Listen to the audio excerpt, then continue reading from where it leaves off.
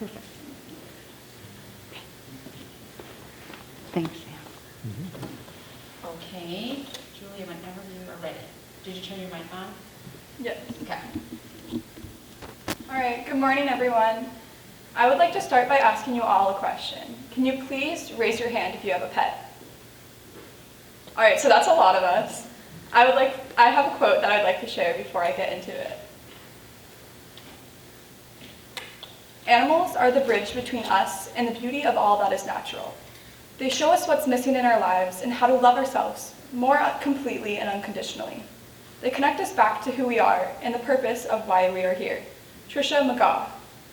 Hello, I'm Julia Krause, and today I will be talking about the positive impacts that animals have on our lives. I have always had pets growing up, and when it became time to choose a topic that I would spend a lot of time researching and talking about, the link between animals and our emotions was the most enticing to me.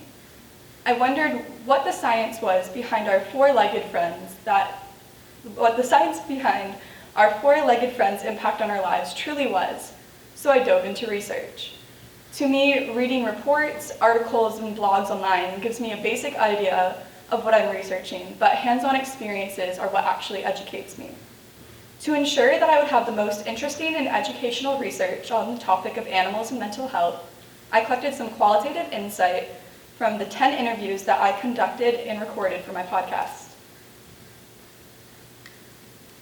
I was lost and overwhelmed at the start of my project. How could I make my own series of podcasts talking about my mental health? In the past year, my mental health has declined, and I've always been pretty good at keeping it to myself and not talking to others about my issues. It was terrifying to put myself out there, but I knew that I was not alone, and maybe others would feel more comfortable with their struggles if I was open with mine.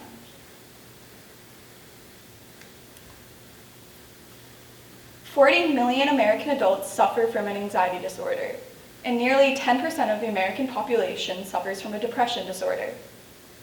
According to Clubhouse International, only 50% of those struggling with severe mental illness gets treatment in developed countries. Everyone deserves treatment, but not everyone has access to it. Knowing that roughly half the people struggling so hard did not get any treatment, I took it upon myself to find out the real ways that animals help us and improve our anxiety and depression. Shortly after starting my research, I learned about animal-assisted therapy. Dating back as early as 700 BC, animal therapy has been used and recorded to help the ill cope. The first record of animal therapy was in ancient Greece, where horses were used to lift the moods of the ill. In 1933, psychologist Sigmund Freud would have his dog Jody sit in on his therapy sessions because he believed that canines had a calming effect. After hundreds of years of animals in therapy, in 1990, the International Association for Human-Animal Interaction Organization was formed after the worldwide acceptance of pet therapy. The acceptance of pet therapy as a real form of coping was great for the psychology field. Labs and studies were more commonly conducted and published. And in 2020, there were 4.28 million cases where animal therapy was used. And even here at our school, we've been introduced to animal therapy.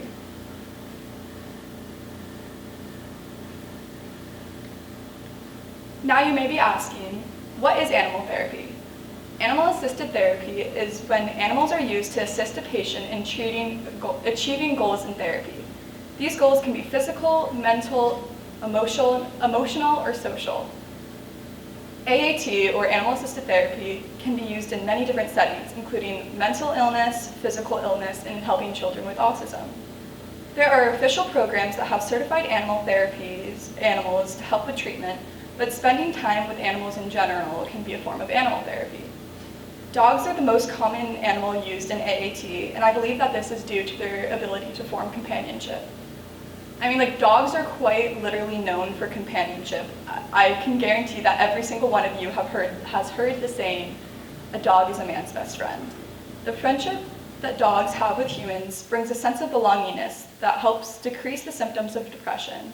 They also improve depression by establishing a routine and requiring responsibility.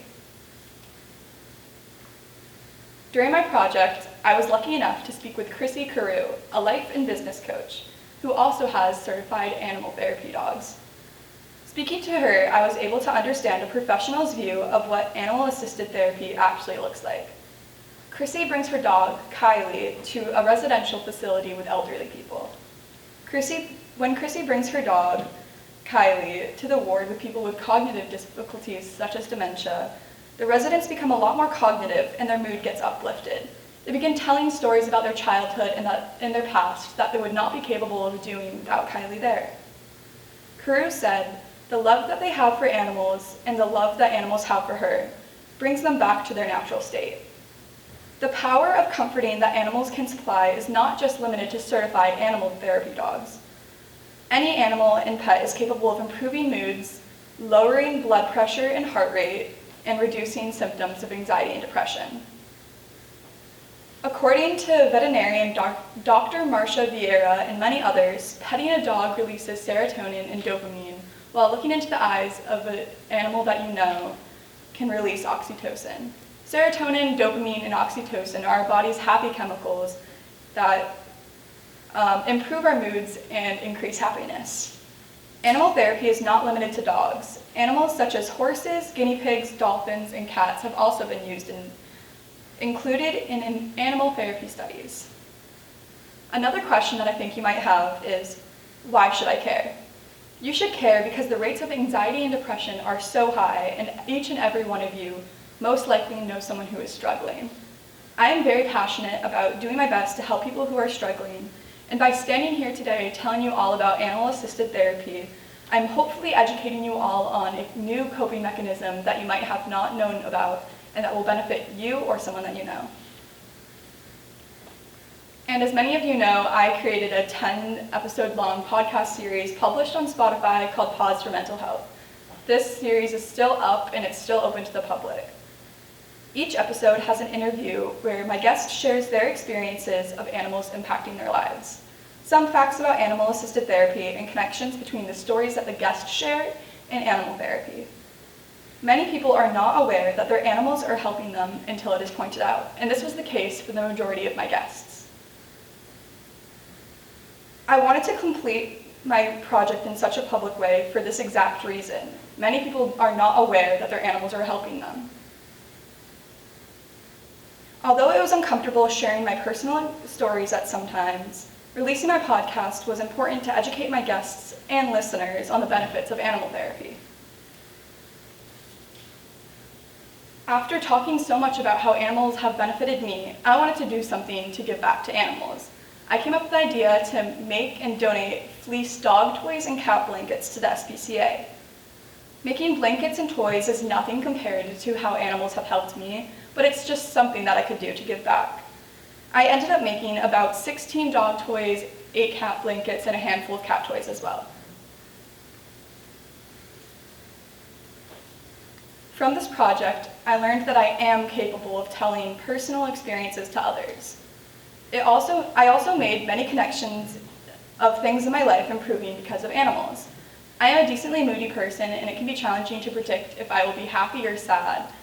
And just seeing a cute dog walking down the street genuinely will boost my mood and improve my quality of life.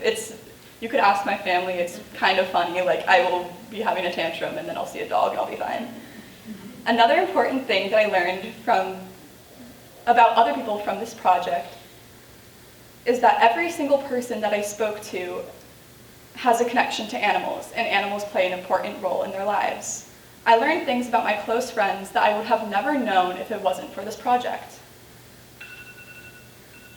From all the work that I put into this project, my biggest takeaway, and what I hope will be yours as well, is that animals have an ability to dramatically improve moods by lowering levels of anxiety and depression, and it looks different to every single pet owner. I truly believe that pets are capable of providing a level of comfort beyond human capabilities. And it absolutely does not look the same for everyone. And that's the part of the reason why I chose to do my project in such a public way. I wanted to learn how others felt comforted by animals and how others' mental health was improved by animals. And I believe that I captured that. I would like to wrap things up with a quote. If you want to see God, simply look into the eyes of an animal. J. Bartel.